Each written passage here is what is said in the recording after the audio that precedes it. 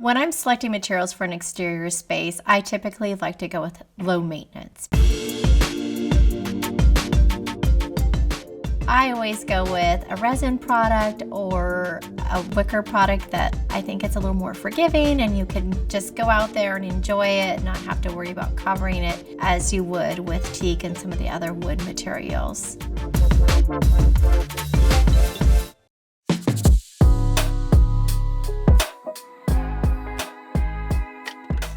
I think one of the most important details to think about is really think about materials that make sense and that are going to be safe. You don't want anything that's too slippery.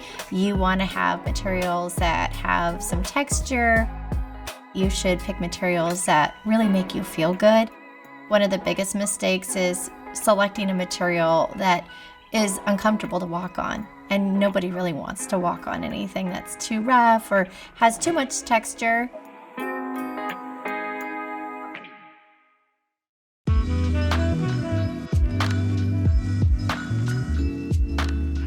I think it's really fun to design an indoor-outdoor space and to have that covered area where you can watch television and cozy up on a sofa.